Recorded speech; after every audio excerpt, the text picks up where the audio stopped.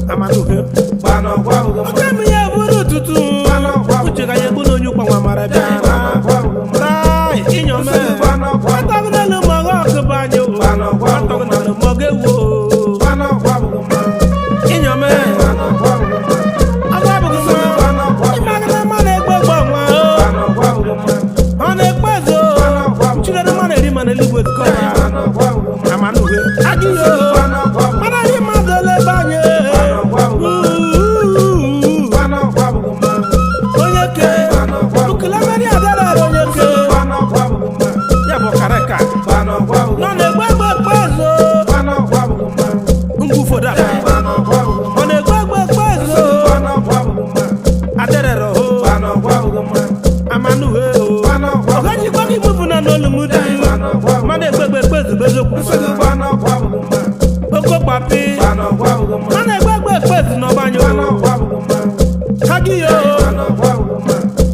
ọkọlọta ọ na-egbe egbe ekpezo onye ke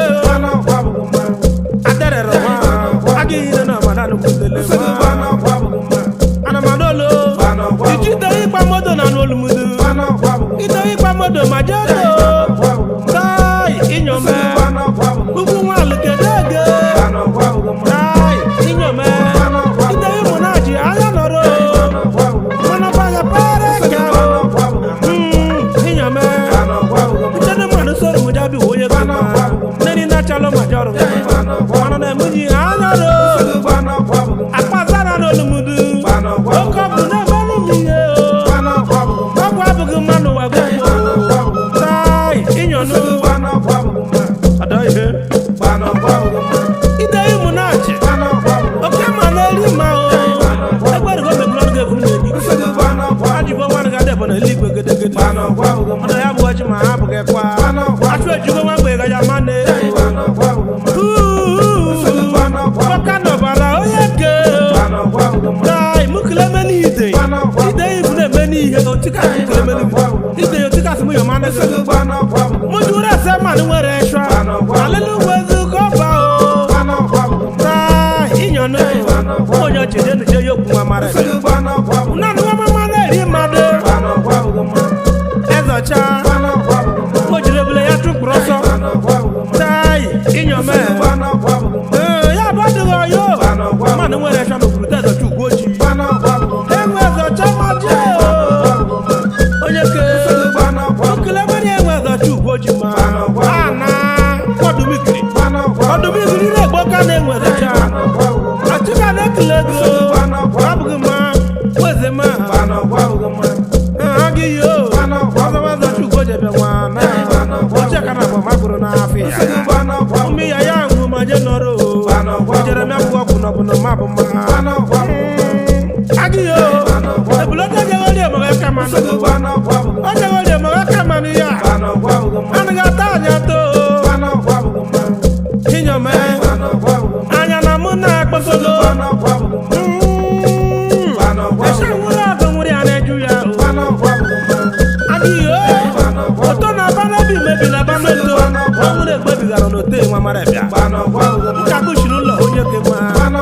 na elelo otika nwoke n'ọbara nwere egwu kulere dị ezike ụgwọ eluigwe ezike ọbanụ egbara n'ọgwụ abụghị ma nwa mara bịa ọgwụ anụ ga-echi uwe ọ bụ nwa mara bịa onye ke otika nwoke n'ọbara elelo ka n'ọbara onye ke ọgwụ abụghị mma otika ọgwụ abụghị mma eluigwe ezike ọba mma na-egbe egbe ekpezu ya bụ nwanyị gelegele onye ke ọ na-eje ka ya si n'oje ke emebi inyonu inyome ine na madanu oizere na boyo ọgara ka aka na-ekpere m gabibu oishibala toko orefu na ya chi ọzọ nwa mara orefu ya chi ọzọ ọtika nwoke nọbara maje anya ọtika nwoke nọbara maje iyi na-eme eme chukwu ji agọzi n'ugwu ala ya agọzi gị mmekwa n'ọgwụ na agọzi gị ọchaka na agwa magụrụ n'afọ chaka inyọnụ ọgwụ abụghị mma otika ma ụka nọbara anya ọrụ ya igbo bụ igbo ekele memunu ya bụ ọmarịcha egwu anyị drọpụ ya otika sịrị m gwa ụmụ ụwa ọ bụrụ na ị chọrọ ịmata ya bụ otika ma ọ na ị chọrọ ịfịa gatala afịa chọọ ọzọ gụkpa na ya bụ ekwentị ya ijikwa ya nụ ọchụnya na ozigbo na-ege na-ekwureme kpa na 080 3619 6266 na ozigbo na ya bụ otika ya resivie ma nne gị ihe ịchọkọ ma ememe nne gị mkpa gị ekele m go